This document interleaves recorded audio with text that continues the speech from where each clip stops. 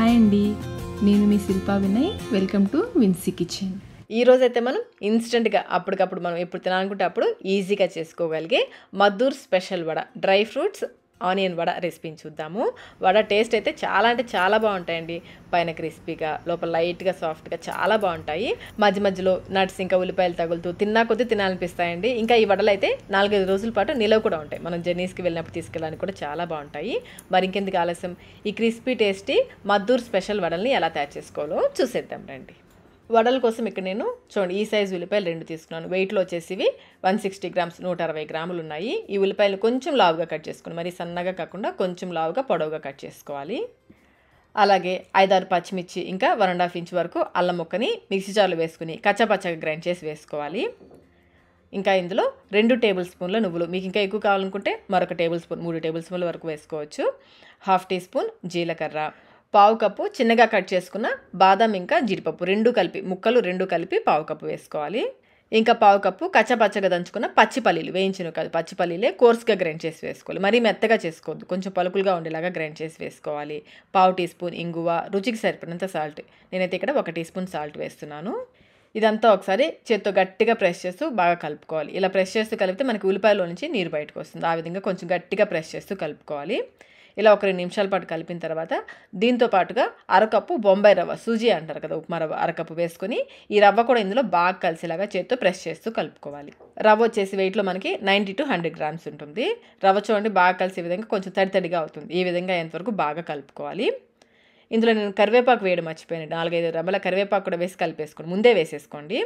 ఇప్పుడు ఇందులో 1 కప్పు బియ్యం పిండి, బయట కొనదైనా పర్లేదు, ఇంట్లో తయారు చేసుకుందైనా పర్లేదు, 1 కప్పు బియ్యం పిండి, 1/2 కప్పు మైదా వేసుకోవాలి.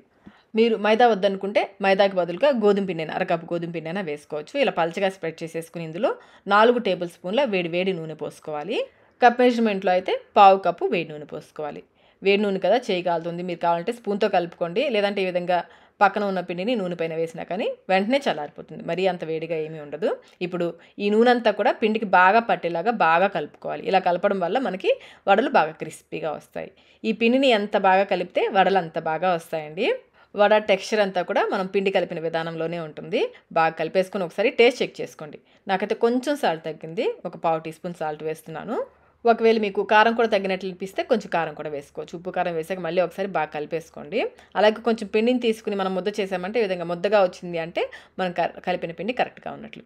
ఇప్పుడు 1/2 కప్పు నీళ్ళు తీసుకుని కొంచెం నీళ్ళు పోసుకుంటూ పిండిని కలుపుకోవాలి. నీళ్ళన్నీ కూడా మొత్తం ఒకేసారి పోయొద్దు, కొంచెం నీళ్ళు మనం చల్లినట్లుగా పోసుకుంటూ పిండిని కొంచెం గట్టిగా ప్రెస్ చేస్తూ పిండిని అయితే గట్టిగానే కలుపుకోవాలి. మనకి చెక్కల పిండిలాగా లేదా మనం అప్పాలు, సొరకాయ అప్పాలు చేసుకుంటాం కదా, అలా సాఫ్ట్గా కలుపుకూడదు. పిండిని వీలైనంత గట్టిగా కొంచెం నీళ్ళు పోసుకుంటూ కొంచెం గట్టిగా ప్రెస్ చేస్తూ కలుపుకోవాలి. తడి పొడిగా కలుపుకోవాలి పిండిని.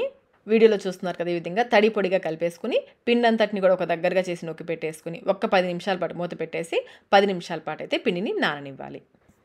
10 నిమిషాల తర్వాత కొంచెం పిండి తీసుకుని బాల్స్ లాగా, మీకు కావాల్సిన సైజులో బాల్స్ లాగా చేసుకోవాలి. అలాగే ప్లేట్ పైన కొంచెం నూనె వేసి గ్రేస్ చేసుకోవాలి. ఇప్పుడు ఒక్కొక్క పిండి ముద్దను తీసుకుని ఎక్కడా కూడా క్రాక్స్ లేకుండా బాగా రోల్ చేసుకోవాలి. ముందు బాగా రోల్ చేసుకుని తర్వాత మనం వడల్లాగా ఒత్తుకోవాలి. వడలను అయితే మరీ లావుగా కాకుండా అలానే మరీ పలుచగా కాకుండా చేసుకోవాలి. ఇంకా క్లాత్ ఏమీ అవసరం లేదండి, చేతిపైనే నొక్కేసుకోవచ్చు. అలాగే పిండి నానిన తర్వాత మీకు మరీ గట్టిగా ఉంది, బాల్స్ చేయడం రావట్లేదు అనిపిస్తే కొంచెం నీళ్లు చల్లుకొని పిండిని కలుపుకోవచ్చు. ఈ విధంగా కొంచెం మందంగా ఒక వాయికి సరిపడా చేసి పెట్టేసుకోండి. ఇవి వేగుతున్నప్పుడు మనం నెక్స్ట్ వాయికి సరిపడా చేసుకోవచ్చు. ఇప్పుడు ఈ వడల్ని వేయించుకుందాము. మధ్యస్థంగా నూనె వేడెక్కిన తర్వాత నూనెకి సరిపడా వేసుకోండి, మరీ ఎక్కువ వేసేసుకోవద్దు. వేసిన వెంటనే కదపకుండా పైన పచ్చిదనం తగ్గేంత వరకు మీడియం ఫ్లేమ్లోనే కాలనివ్వాలి. చూడండి, ఈ విధంగా పచ్చిదనం తగ్గిన తర్వాత నిదానంగా రెండో వైపు తిప్పుకోవాలి. ఇలా రెండో వైపు తిప్పిన తర్వాత ఇప్పుడు ఫ్లేమ్ని లో మీడియంలో పెట్టేసుకోండి. కొంచెం మీడియం కంటే కొంచెం తక్కువలో పెట్టేసి కాల్చుకుంటే లోపల వరకు కూడా చక్కగా వేగుతాయి. ఇవి వేగడానికి కొంచెం టైం పడుతుంది కాబట్టి ఈలోపు మనం నెక్స్ట్ వాయికి సరిపడా చేసేసుకోవచ్చు. మధ్యలో అటు ఇటు తిప్పుకుంటూ మంచి గోల్డెన్ బ్రౌన్ కలర్ వచ్చేంత వరకు కాలనివ్వాలి. చూడండి, ఈ విధంగా బాగా కాలిన తర్వాత నూనెలోంచి తీసేసుకోవడమే. ఇవి వేగేటప్పుడు కరివేపాకు, ఇందులో వేసిన డ్రై ఫ్రూట్స్ కొన్ని నూనెలోకి రాలిపోతాయండి, వాటిని అయితే తీసేసుకోండి, లేదంటే మాడిపోతూ ఉంటాయి. ఇదే విధంగా మిగిలిన వడలన్నీ చేసుకోవాలి. టీ టైంలో స్నాక్స్గా తినడానికి లేదా ఏదైనా చిన్న కిటీ పార్టీస్ జరిగినప్పుడు చేసుకొని తీసుకెళ్ళడానికి ఈ వడలు చాలా బాగుంటాయి. మనం తీసుకున్న కొలతలకి నాకైతే 20 వడలు వచ్చాయి. ఈ వడల క్రిస్పీనెస్ కూడా కొంచెం డిఫరెంట్గా ఉంటుందండి. మనకి బిస్కెట్స్ ఏ విధంగా క్రిస్పీగా ఉంటాయో ఆ విధంగా ఉంటాయి. పైన అయితే క్రిస్పీగా, లోపల సాఫ్ట్గా, చాలా అంటే చాలా రుచిగా ఉంటాయి. చూడండి, పైన క్రిస్పీగా ఉంటుంది, లోపల సాఫ్ట్గా ఉంటుంది. మరి మీరు కూడా ఈ టేస్టీ వడలను ఒకసారి తప్పకుండా ట్రై చేయండి. ట్రై చేసి మీకు టేస్ట్ ఎలా అనిపించిందో మాకు కమెంట్ రూపంలో తెలియచేయండి. వీడియో నచ్చినట్లయితే లైక్ చేయండి, మీ ఫ్రెండ్స్కి, ఫ్యామిలీ మెంబర్స్కి షేర్ చేయండి.